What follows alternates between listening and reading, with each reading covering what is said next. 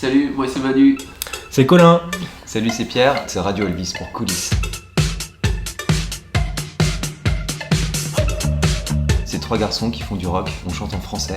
Colin fait de la batterie, Manu fait de la guitare, et moi je fais de la guitare, je chante et j'écris les textes. 3 minutes et c'est la nuit qui s'engage. Pierre, je dirais chanteur. Manu, précis. Moi je dirais que Colin est curieux, et Manu est barré. Moi je dirais Colin intuitif et Pierre fondateur. En fait, Radio Elvis, c'est le nom de la première chanson que j'ai écrite avant même que le groupe existe. Et puis quand le groupe s'est formé, on a décidé de garder ça en nom de groupe parce qu'on trouvait que c'était un nom qui était fait pour être un nom de groupe et puis ça correspondait à notre démarche et moi à ma démarche d'écriture qui était plutôt dans l'association d'idées. Donc Radio, Elvis, ça voulait pas dire grand chose, mais ça évoquait plein de choses en même temps. Laissons venir à nous ce revers de caresse. On s'est rencontrés avec Pierre au lycée. On faisait pas spécialement de la musique ensemble, mais on faisait plutôt des soirées. Et petit à petit, la musique est venue à nous un peu comme ça, parce qu'on aimait ça. Pierre avait effectivement des chansons, avait commencé le projet. Et on s'est revus un soir dans un bar à Paris et on a répété très vite ensemble. Et puis on s'est dit que c'était chouette de jouer ensemble, donc on allait monter un groupe. Et Manu en parallèle, moi je le connaissais parce qu'on avait un autre groupe ensemble, un power trio de rock, de rock'n'roll. Et lorsqu'on a voulu enregistrer notre premier EP avec Pierre, il nous manquait un bassiste, il nous manquait quelqu'un pour jouer en live vraiment. Et puis je me suis dit tiens Manu, ça pourrait être une bonne idée, il est bassiste, il est super. Et puis Pierre avait déjà entendu parler de lui parce qu'il accompagnait des gens qu'on aime bien. Vous avez vu sur scène? Vous avez vu sur scène, ouais. Et il est arrivé dans le studio, ça l'a fait, et puis quelques mois plus tard, on faisait un concert tous les trois et Radio Elvis était né. Parce que c'est toujours compliqué d'avoir un projet quand on ne chante pas. Moi personnellement je ne chante pas. Et j'ai toujours été friand de chansons françaises, alors j'ai cherché un bon chanteur. Et moi je cherchais un bon batteur et un bon guitariste. Mais en fait dans leur groupe parallèle, il y avait déjà un chanteur, c'était des groupes qui étaient déjà très en place, qui jouaient déjà. Donc il n'y avait pas de place pour quelqu'un d'autre. Et puis c'était des groupes où ça chantait en anglais. Et moi je chantais en français et j'avais envie de former un nouveau groupe en fait. On avait tous envie d'avoir un nouveau groupe aussi. C'est comme ça passera, tu verras. Nous on a tendance à dire que sur scène on est rock et que l'album après c'est beaucoup plus large que ça. On entend des influences pop, des influences chansons françaises et puis des influences très rock, je dirais même épique, un rock assez épique à l'image d'Arcade Fire. Ça va plus loin que ça, les styles maintenant on peut tout faire, et tant mieux. Personnellement, beaucoup de groupes de la scène new-yorkaise, et entre autres The Talking Heads. Bachung, Noir Désir et Nick Cave. Moi j'ai beaucoup écouté la scène indé des années 90. Mais j'ai beaucoup écouté l'album blanc des Beatles aussi, voilà. C'est comme ça passera, tu verras. Moi c'est quand ma mère fait le ménage le dimanche et qu'elle écoute RTL et j'entends Cargo de nuit et Take a Walk on the Wild Side de Lou Reed. Ça serait aussi mes parents, au final, parce que mes parents jouaient beaucoup quand j'étais petit. Ils jouent toujours d'ailleurs, et je les entendais répéter dans la pièce de musique de la maison, souvent Simon & Garfunkel. Je me souviens, j'étais dans ma chambre, je devais être en maternelle, donc 4-5 ans, et je chantais et mimais les solos de guitare de Jean-Jacques Goldman. Voilà. Je dirais les Francophonies de La Rochelle, parce qu'on a créé une histoire avec eux, on a fait 2 fois la grande scène, donc on est quand même très fiers de ça. Une fois avec Johnny, une fois avec Téléphone. Une fois avec Johnny, une fois avec Téléphone. C'était très émouvant, on avait la sensation d'accomplir quelque chose de très fort et puis ça nous faisait très plaisir surtout. Moi je dirais la Cigale. J'étais ouvreur et barman là-bas, donc je rêvais vraiment d'y jouer depuis très longtemps. Dernière fois, c'est notre concert à la Maroquinerie où on n'avait pas joué depuis un an et on est revenu sur scène et on a reçu un accueil tellement chaleureux, moi, je pense que les larmes. Mais je vais choisir un autre, c'est les Vieilles Charrues qu'on a fait l'an dernier. Et Pierre avait été très malade toute la nuit. Et normalement le concert devrait être annulé, mais il s'est accroché, il s'est pas une perfusion. Et la bête s'est réveillée et on a fait un concert vraiment mémorable. C'est marrant, on l'oublie toujours, c'est ici, mais c'est plus mémorable. Tous nos parfums, nos ivresses.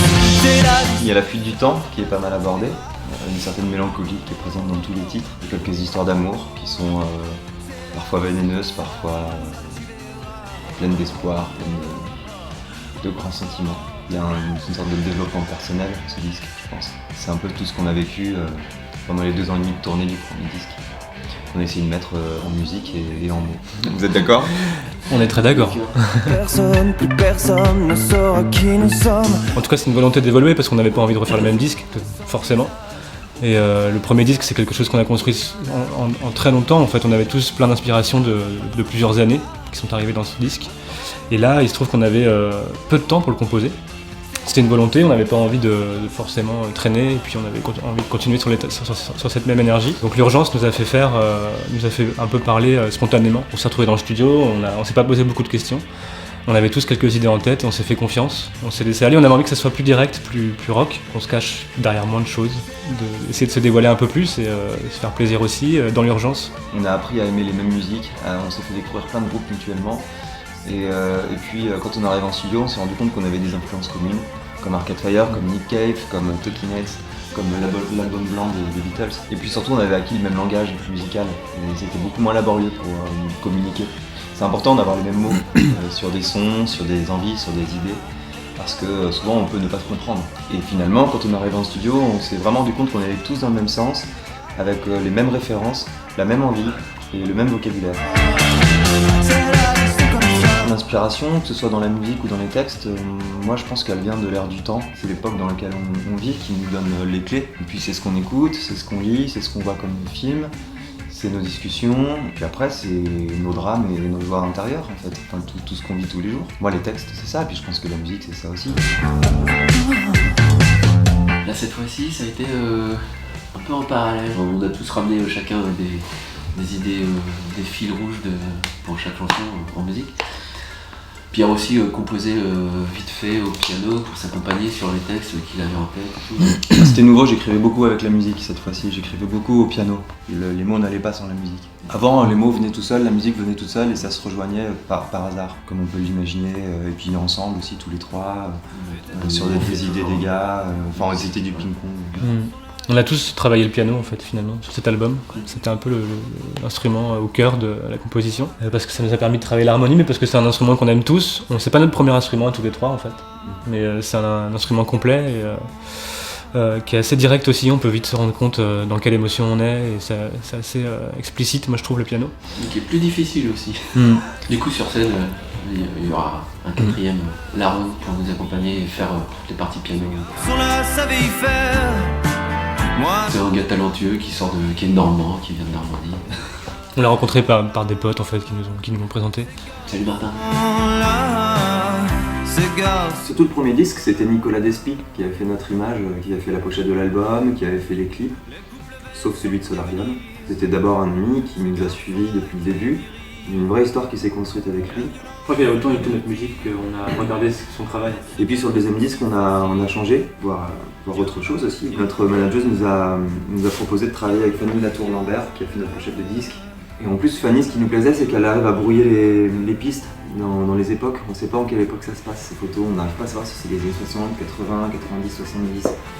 Et ça nous plaisait beaucoup. Et puis pour le clip, après, c'est notre label qui nous aiguille, qui nous a proposé des boîtes de production, et puis des réalisateurs nous ont proposé des idées, et c'est comme ça qu'on en est venu à travailler avec Morgane Simon, qui a fait le clip de Ces Garçons-là, qui se passe dans le milieu de la tauromachie. Et puis par la suite, on a travaillé avec Biscuit Productions, qui nous ont fait le dernier clip de 23 minutes. Là, on a vraiment donné beaucoup plus notre avis. Là où Morgane Simon était très directif, il nous a proposé une idée, on a dit oui, on lui a laissé carte blanche, il a fait ce qu'il voulait. Le deuxième clip, 23 minutes, là on s'est beaucoup plus impliqué dans la réalisation. 1, 2, 3, Nick Cave. On va faire un maximum de choses soi-même, je pense, pour commencer. Enfin, quand il y a un minimum de talent, faut le travailler. Bon courage. On n'écoute pas les conseils. Trianon le 4 avril. Le 4 avril 2019.